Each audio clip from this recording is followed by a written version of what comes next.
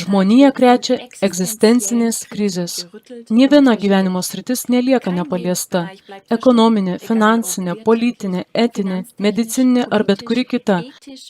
Atrodo, kad nevalia palikti akmens ant akmens. Tačiau kaip tai vyksta? Kas, o toliau kas tokie už to slypi? Jei nenorite, kad jūs užgriūtų vis didėjančios bangos, jums būtinas tyrėjo žvilgsnis ir nuoseklus mąstymas.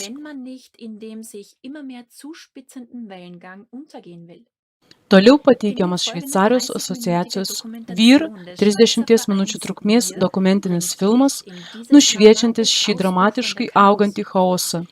Piktybiškiausi nusikaltėliai prasimušė į vadovaujančius postus visose mūsų gyvenimo srityse ir organizuoja savo vieno pasaulio darbotvarkę 2030, kuri nepaiso žmonių ir pavergia tautas.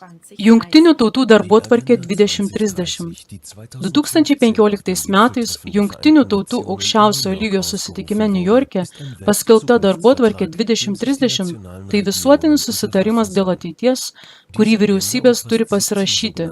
Darbotvarkė sudaro 17 darnaus vystymosi tikslų, kurie tik iš pirmo žvilgsnio atrodo geri. Atidžiau juos pažvelgę, vėl ir vėl grįžtame prie tų pačių veikėjų, kurie iš tikrųjų nori ne ko kito, o visiškos žemės išteklių kontrolės, vienos centralizuotos pasaulinės vyriausybės, taigi ir visų tautų pavergimo.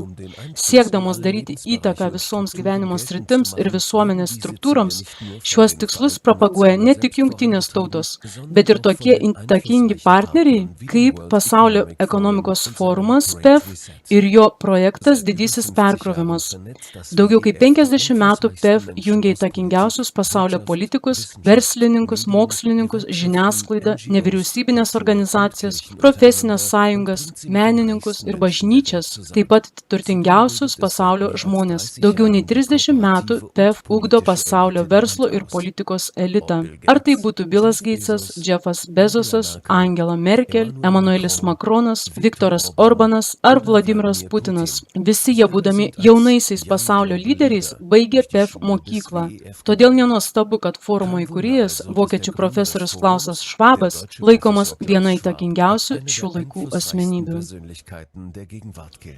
Jungtinių tautų darbotvarkė 2030 tai 17 punktų viešpatavimo pasaulyje ir visų tautų pavergimo programa. Pirmas punktas – kova su visų formų skurdu. Sąmoningai naikinamos ištisos šalis ir jų ekonomika, jos paverčiamos priklausomomis nuo vyriausybių, kad aukos patektų į skaitmeninio socializmo ir komunizmo simbiozę. Tikslas – centralizuoti visą turtą ir išteklius, įrašyti juos skaitmeniniu būdu, juos paskirstant arba padarant prieinamus tik esant tam tikroms sąlygoms. Tačiau, kad tai įvyktų, žmonės turi būti pasiruošę visiškai paklusti skaitmeniniam pramoniniam kompleksui.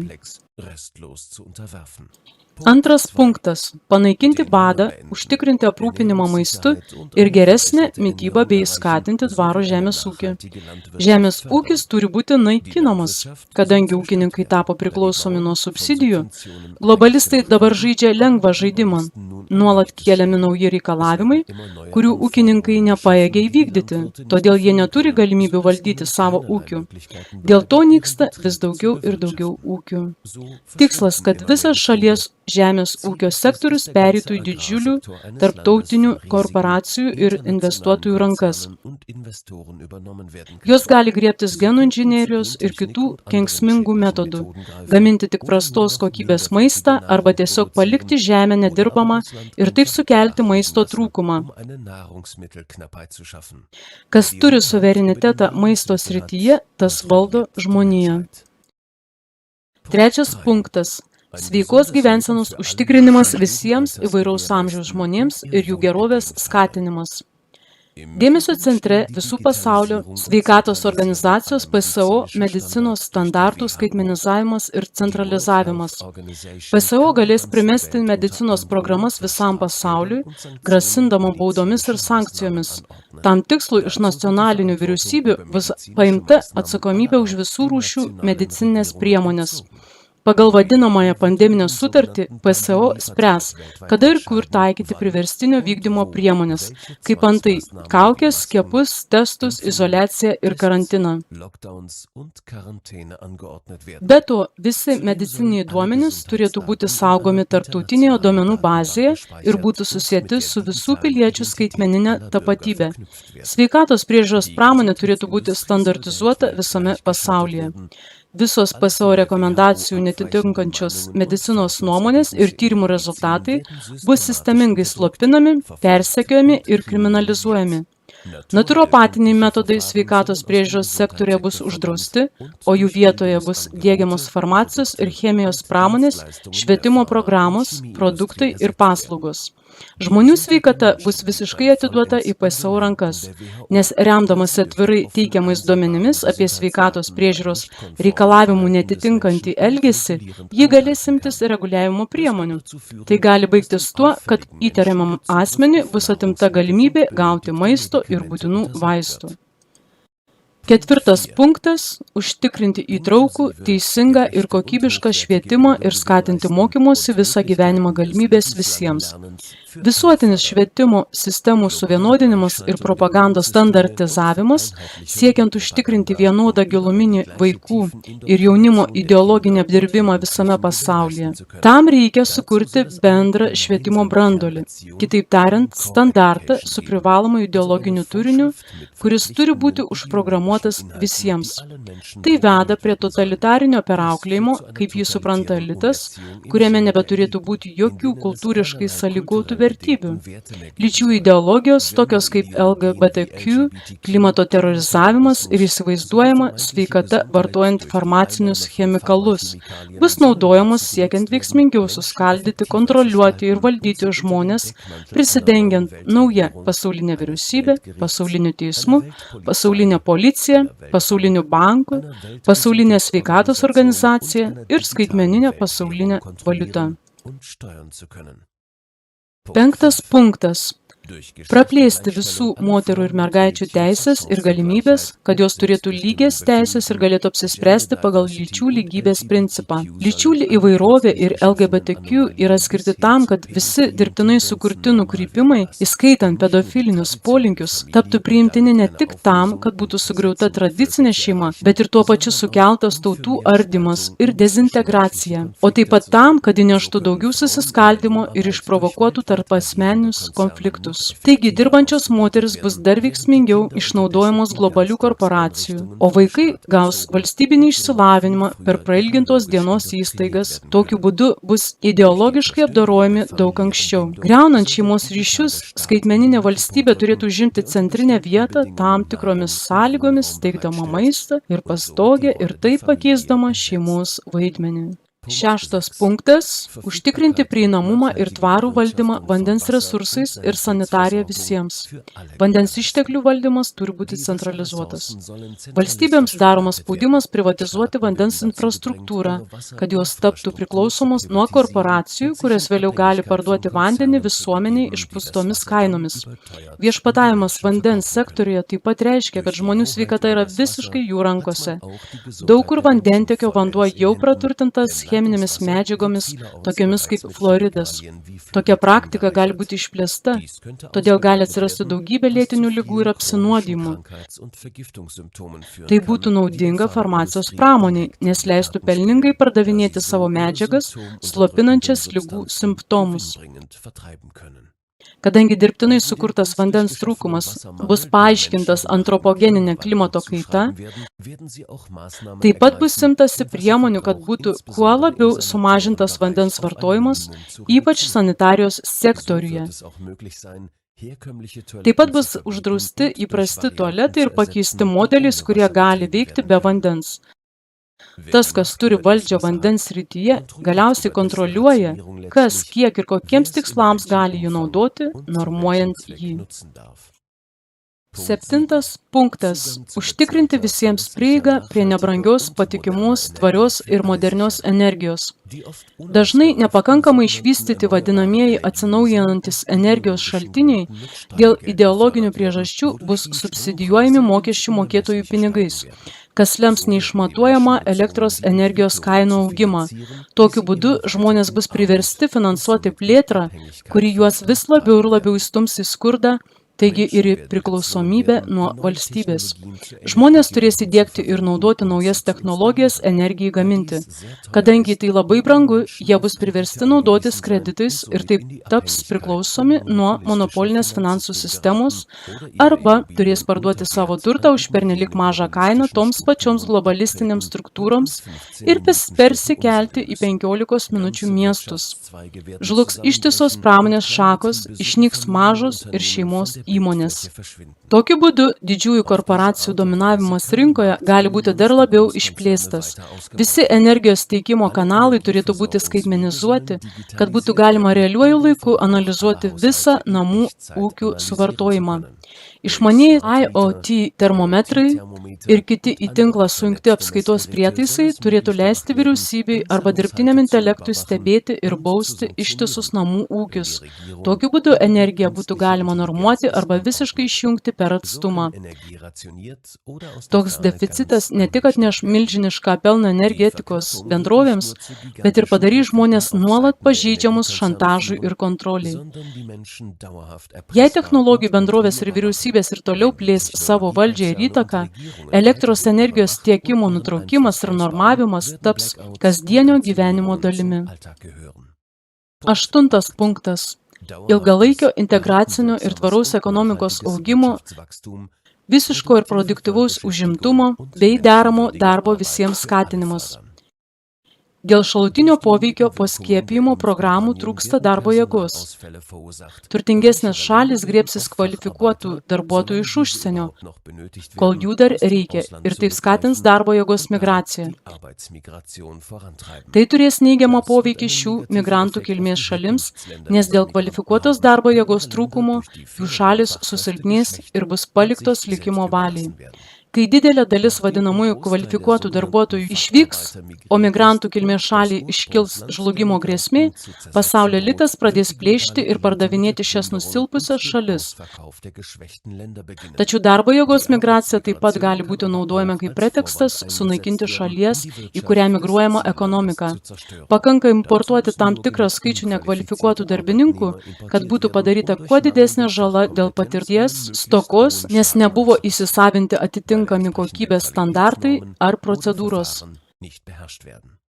Norint išprovokuoti neramumus, pakanka užtvindyti šalį darbo migrantais. Tai sukels konfliktus tarp vietinių gyventojų ir migrantų, pilietinius karus ir destabilizuos padėtį šalyje. Dirbtinai sukurta perteklinė darbo jėga pasinaudos didžiosios korporacijos ir diktuos darbo sąlygas. Taigi, gavus vyriausybės pritarimą, žmonės bus galima dar veiksmingiau eksploatuoti. Laisvės ir žmogaus orumo vertybės taps praeitimi. Sistemingai sunaikinus vietos smulkiojo ir vidutinio verslo įmonės ir daugumai gyventojų tapus bedarbiais, aukoms bus lengva primesti iš dalies socialistinę arba komunistinę struktūrą. Tokiu būdu būstas, energija ar maistas gali būti padaryti priklausomi nuo paklusnumo ar CO2 biudžetų. 9 punktas. Atsparios infrastruktūros kūrimas, įtraukios ir tvarios industrializacijos skatinimas ir inovacijų stimuliavimas. Visos šalys turi tapti lygiomis. Tai sumažins labai išsivysčiusių tautų pragyvenimo lygį, todėl visos tautos atsidurs neregėtame skurde. Dirbančių gyventojų gerovę sunaikins slapčia artėjanti ekspropriacija. Tuo pat metu neišmatuojamai išaugs globalios valdančios klasės pelnas. Visa ekonomika ir visi ištekliai bus centralizuoti ir reguliuojami įvedant valdymo ir kontrolės mechanizmus, pavyzdžiui, skaitmenines tapatybės, anglies dioksido biudžetus ir skaitmenines valiutas. Visas vyriausybės, įstaigas, policiją ir teismus aplenks dirbtinis intelektas ir skaitmeniniai automatizuoti procesai. Nacionalinės ekonomikos naikinamos didelių tarptautinių korporacijų, veikiančių pagal komunistinę ilgalaikę strategiją naudai. Automatizavimas ir robotizavimas stumia žmonės į bedarbystę, taigi į priklausomybę nuo vyriausybių, prie privačios nuosavybės panaikinimo ir robotų naudojimo bei nuosavybės teisių, priklausančių nuo CO2 biudžetų ir skaitmeninių valiutų. Esamos darbo vietos ir mokyklos perkeliamos į virtualią realybę. Galimybė patekti į fizinius pastatus ar 15 minučių zonas priklausys nuo skaitmeninių prieigos ir identifikavimo sistemų.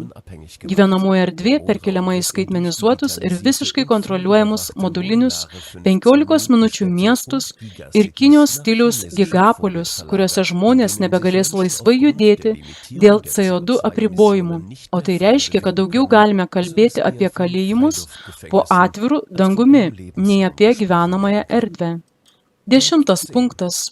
Nelygybės mažinimas šalyse ir tarp šalių. Siekiama sunaikinti bet kokią ekonominę ir finansinę nepriklausomybę, naikinant daug anglies dioksido išskiriančius ekonomikos sektorius, panaikinant grynuosius pinigus ir naikinant visas struktūras, kurios netitinka PEF ir Jungtinių tautų darbotvarkės. Individualios bazinės pajamos su atitinkama kontrolė per CO2 sąskaitas ir skaitmeninės valiutas galės tiesiogiai paveikti vartojimą arba užkirsti jam kelią. Etninės grupės bus sumaišytos, kad būtų panaikintas bet koks kultūrinis ir religinis individualumas. Šiuo tikslu bus skatinama daugiakultūrė partnerystė. Kultūrinių ir religinių konfliktų kurstymas veda prie ekstremalių situacijų, kurios sudaro prielaidas valdžiai toliau riboti laisvės. Vieninga ir centralizuota švietimo, finansų ir sveikatos apsaugos sistema, prisidengiant taikos ir tarptautinio tarpusavio supratingumo idėjomis, įvedama pasaulinė religija ir pasaulinė kultūra. Ekonominė konkurencija paskelbiama nusikaltimu, o privati nuosavybė nacionalizuojama, siekiant suvienodinti žaidimo sąlygas. Teisės į išteklius skirstomos taip, kaip nurodo naujoji pasaulinė vyriausybė. 11 punktas. Padaryti miestus ir gyvenvietės įtraukius, saugius, atsparius ir tvarius. Sąmoningai masinės ir darbo jėgos migracijos sukelti ir išprovokuoti konfliktai ne tik didins nedarbą ir su juo susijusią konkurenciją, bet ir iki neregėto lygio padidins nusikalstamumą. Pilietiniai protestai ir sąlygos, turinčios pilietinio karo požymių, taps pagrindu toliau riboti pagrindinės žmonių teisės ir judėjimo laisvę vietos lygmeniu ir laikyti juos savo 15 minučių miestuose, tarsi įkalinimo įstaigose. Judėjimo laisvės nebeliks. Ji priklausys nuo CO2 piniginės ir leis žmonėms likti tik tam tikrose miesto ar miestelio dalyse, kad būtų apsaugotas klimatas ir užtikrintas teritorijos saugumas. Miestai ir miesteliai tampa 15 minučių gigapoliais, kuriuose vyksta radikali skaitmenizacija ir stebėjimas. Gyventojai bus stebimi 24 valandas per parą, 7 dienas per savaitę realiuoju laiku, o už pažeidimus bus baudžiami baudomis, CO2 biudžeto limitais arba įkalinimu. Visos piniginės išmokos bus išduodamos tik skaitmeniniu būdu ir tik tiems, kurie priims naują sistemą, priderins savo elgesį prie programos. Valdžios monopolis bus radikaliai išplėstas ir jai bus suteiktos ypatingos teisės kištis į visas gyvenimo sritis, jei tik bus pažįsta darbotvarkė. Tai reiškia, kad bet kuris valdžią kritikuojantis pilietis gali būti sulaikytas neribotam laikui ar net nužudytas be teismo. Smurtiniai teroristiniai išpoliai ir policijos reidai inscenizuojami siekiant viešo efekto, kad kritikai būtų įbauginti, nutildyti ir atimta galimybė veikti. Prieš visiškai paaštrėjant situacijai žmonės bus nuginkluoti nusiginkluoti, o ginklų įstatymui pritaikyti taip, kad aukos nebeturės jokių galimybių apsiginti nuo totalitarinių planų. Valstybė priims naujus ekspropriacijos įstatymus, kad neteisėtai atimtų nuosavybę. Pirmajame ekspropriacijos etape žmonės bus šantažuojami, kad siekiant įgyvendinti klimato tikslus, jiems bus primetami įvairūs būsto remonto darbai. Jei jie nevykdys valdžios institucijų reikalavimų ir atsisakys. Antrajame nusavinimo etape šių būstų pardavimas, nuoma ir gyvenimas juose bus kriminalizuotas ir uždraustas. Milijonai žmonių praras savo namus ir nuosavybę, gyvens priklausomi nuo valstybės ir neturės alternatyvos 15 minučių miestams.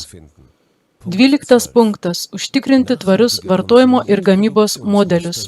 Bus įvesti CO2 biudžetai, grindžiami Kinijos modelio socialinių taškų sistema, pagal kurią kiekvienas asmuo gali būti individualiai baudžiamas arba apdovanojamas už savo vartojimą ar elgesį.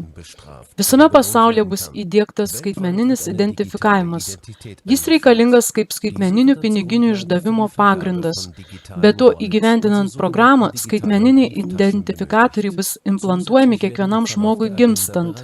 Visi anksčiau išduoti dokumentai, pavyzdžiui, vairuotojo pažymėjimai, asmens tapatybės kortelės, pasai, gimimo liudijimo, žemės registro įrašai, ligos istorijos, patentai ir mokesčių mokėtojų numeriai bus sujungti į skaitmeninės tapatybės skaitmeninių duomenų rinkinį. Pasaulinė skaitmeninė išmaniųjų sutarčių institucija sukuriama remiantis dirbtiniu intelektu, kuris reguliuoja visas maisto naudojimo, sveikatos, judėjimo ir laikinos nuosavybės teises. Taip nustatoma, kas turi teisę turėti ar skolintis ir kuriam laikui. Judėjimo teisių paskirstymas, kuris nustato, ar žmonės gali keliauti, kokiamis transporto priemonėmis ir kokiu spinduliu. Taip pat reglamentuoja, ką jiems leidžiama valgyti ir kokias medžiagas jie turi vartoti. Vienintelė mokėjimo priemonė tampa universalus piniginis vienetas, skaitmeninė, pasaulinė valiuta, pagrįsta Centrinio banko skaitmeninė valiuta. Ji visų pirma užtikrina neribotus sandorius tarp valstybių, bankų ir korporacijų. Kita vertus, bazinių pajamų gavėjų lėšos bus susietos su sąlygomis ir nuolat koreguojamos atsižvelgiant į paklusnumą sistemai. Skaitmeninės mokėjimo priemonės turės galiojimo terminus ir bus programuojamos. Kiekvienas žmogus galėtų būti apmokestinamas per CO2 taškus, o jungtinės tautos spręstų, kam galima išleisti skaitmeninius pinigus. Jungtinių tautų organizacijai pavaldžios mokesčių ir reguliavimo institucijos, sveikatos priežiūros institucijos, gydytojai ir ligoninės bei kitos institucijos turės prieigą prie visų duomenų realiuoju laiku ir bus iš dalies automatizuotos, kad galėtų įsikišti į kiekvieno vartotojo elgseną, taikydamos draudimus ir baudas. Skiepų, vaistų ir kitų sveikatos priemonių paskirstymas bus susietas su pinigine, kad prireikus būtų galima automatiškai skirti apdovanojimus ir nuobaudas. Visos transporto priemonės stebimos realiuoju laiku. Jei nesilaikoma transporto priemoniai patvirtintų zonų ir diapazonų, vairuotojai pirmajame etape įspėjami, o antrajame etape baudžiami transporto priemonės sulaikymu. Visi produktai ir paslaugos, taip pat ir mūsų gyvenimo būdas, turi CO2 pėdsaką. Jis bus skaitmeniniu būdu analizuojamas ir už jį bus atlyginama arba baudžiama taškais, kurie taip pat turės įtakos baziniams pajamoms. Įmonės taps kontroliuojamas ir joms bus uždrausta gaminti tam tikrus produktus ir teikti tam tikras paslaugas, jei jos pažeis klimato kaitos tikslus. Kad būsimą nusavinimą būtų lengviau vykdyti, bus įvesta prievolė registruoti ir tikrinti brangiuosius metalus ir visų rūšių turtą. Žmonės turintys aukso ir sidabro, bet jų neįregistravę, negalės jų parduoti oficialioms institucijoms. Bus leidžiama pirkti tik registruotus turtus. Pavyzdžiui, žemės nusavinimas, vėjo, saulės ir kitų atsinaujinančių išteklių elektrinėms statyti bus įmanomas be jokių problemų, atsižvelgiant į klimato tikslus. Žmonėms, kurie negali sau leisti modernizuoti savo būstų pagal naujuosius klimato standartus, bus draudžiama juos nuomoti, parduoti ar juose gyventi. Jei šių reikalavimų nebus laikomasi, aukos rizikuoja, kad jų CBDC balansas sumažės tiek, kad jie negalės įpirkti net maisto. Koncepcija grinai utilitarinių, kuriuose žmonės arba miega, arba valgo, arba dirba, arba pramogauja, dar labiau izoliuoja žmonės vienus nuo kitų. Šeima turi būti kuo labiau atskirta ir suskirstyta, kad būtų lengviau kontroliuoti kiekvieną atskirai. Iš paprastų piliečių bus atimtos visos laisvės, o elitas ir toliau nevaržomai valdys ir mėgausis visais patogumais. 13 punktas. Imtis neatidėliotinų veiksmų kovai su klimato kaita ir jos poveikiu. Pseudomokslinė tariamos antropogeninės klimato kaitos religija ir su ja susijęs gąsdinimas yra skirtas užtikrinti pasaulinę sinchronizaciją ir valdžios užgrobimą, kurį vykdo paskutiniųjų laikų elitas ir kultai. Tai yra visų pasaulio išteklių nusavinimas ir normavimas, kurį žmonijai primeta totalitarinė sociokomunistinė ekologinė diktatūra, pasitelkdama manipulacijas, smurtą ir šantažą. Siekiant visiškai išbalansuoti natūralius procesus, atmosfera sąmoningai teršiama toksiškais chemikalais. Prisidengiant maisto trūkumu, vis dažniau naudojami pesticidai, herbicidai ir fungicidai. Tuo tikslu natūralus maistas prilyginamas dirbtiniams pašarams, o reikalavimas ženklinti genetiškai modifikuotus maisto produktus panaikinamas. Tai daroma prisidengus Pasaulio sveikatos organizacijos ir Maisto ir žemės ūkio organizacijos Maisto kodekso komisija. Augalinės kilmės maistas bus pakeistas taip, kad jame nebeliks reikalingų sudedamųjų dalių, todėl jas reikės tiekti iš išorės, naudojant maisto papildus, o taip dar labiau padidės priklausomybė nuo farmacijos pramonės. Bus sukurta 2 pakopų sistema, pagal kurią bus maitinamasi pagal CO2 biudžetą ir vartojimas kontroliuojamas skaitmeninė valiuta. Psichoaktyviosios medžiagos bus perdirbamos į maistą arba skiriamos kaip vakcinos, kad būtų galima stipriau paveikti ir kontroliuoti žmonių mintis ir veiksmus. Vaistiniai augalai, galintys pagerinti mūsų sveikatą ir palengvinti sergančių žmonių kančias ir šiuo metu konkuruojantys su farmacijos pramonės produktais, bus uždrausti, o jų vartojimas taps nusikaltimu. Visi maisto produktai, energija, vanduo ir kasdienio vartojimo prekės, įskaitant transporto priemonės, turės anglies dioksido pėdsaką, kuris bus skaitmeniniu būdu užfiksuotas ir kuriam bus suteiktas valstybės nustatytas skaitmeninis tapatumas.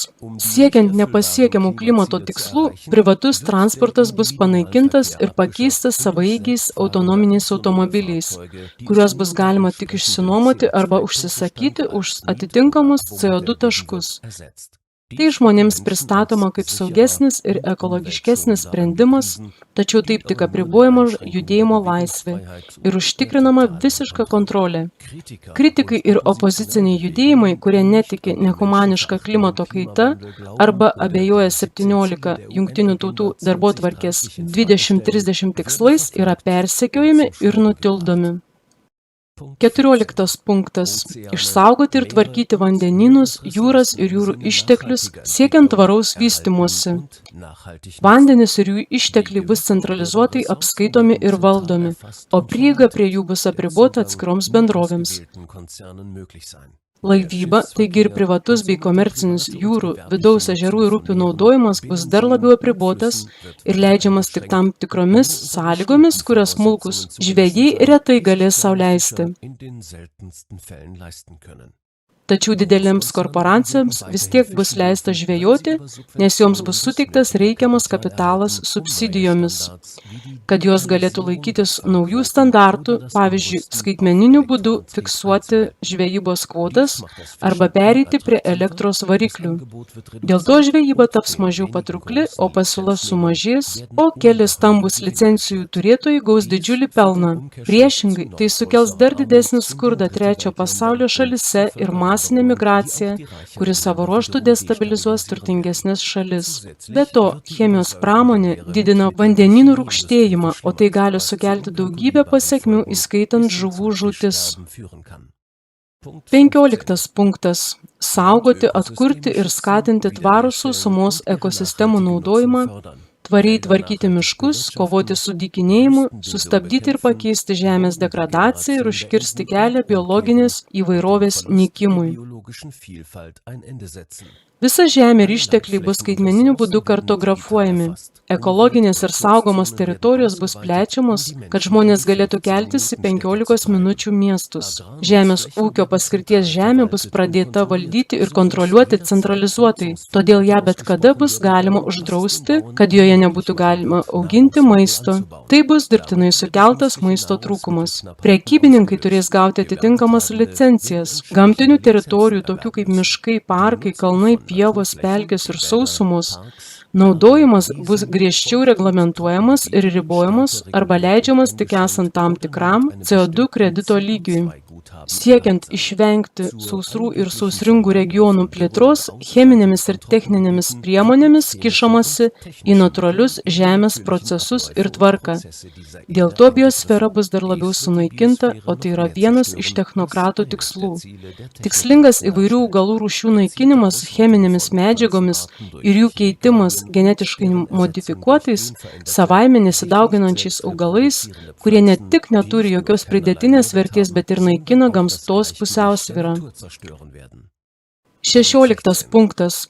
Skatinti taikę ir įtraukę visuomenę siekiant darnaus vystymosi. Smurto monopolis plečiasi, siekiant smurtu ir šantažu primesti pasaulio tautoms destruktyves ir dirbtinės socialinės koncepcijas. Tai sukels bėgimą ir pilietinius karus. Tradicijos ir bet koks tautų individualumas bus slopinamas, kad atsirastų standartizuota pasaulio visuomenė. Istoriniai paminklai ir meno kūriniai išnyks iš viešumos. Taip pat bus skatinama pasaulinė religija, kurioje žmonės privalės paklusti šėtoniškoms praktikoms. Bus įvestas privalomas rasių maišymas, kad ilgainiui iš etninių grupių būtų išnaikintas bet koks individualumas.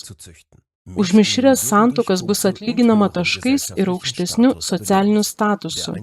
Žmonės nebegalės remtis savo kultūriniais pagrindais. Siekiant padidinti painiavą visuomenėje, robotams turintiems dirbtinį intelektą ir dirbtinai sukurtų lyčių variantams suteikiama socialinė lygybė ir parama. Prisidengdamos vaikų gerovę, į sąrašą įtrauktos institucijos galės labai lengvai atimti vaikus iš šeimų, kurios kritikuoja valdžią.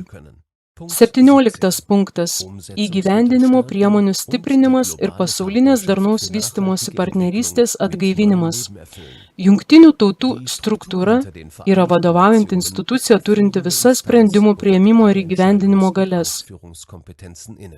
Nacionalinės valstybės išnyksta po to, kai sukurtos vyriausybės veikia kaip žmonių žaibolaidžiai ir kelio tiesėjai, o paskui jos tampa nebereikalingos.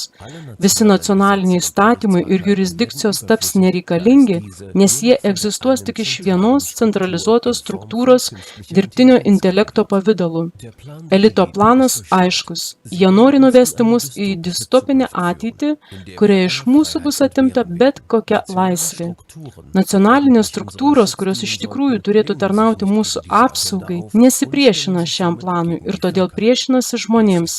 Nenuostabu, nes šiandien kiekviena vyriausybė jau yra infiltruota ir maksimaliai priklausoma nuo globalistinių struktūrų, kurios taip pat kontroliuoja pinigų sistemą.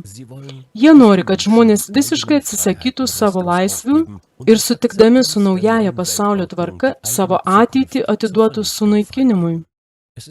Mes, visa žmonija, turime pasipriešinti šiai darbotvarkei, kol dar nevėlu.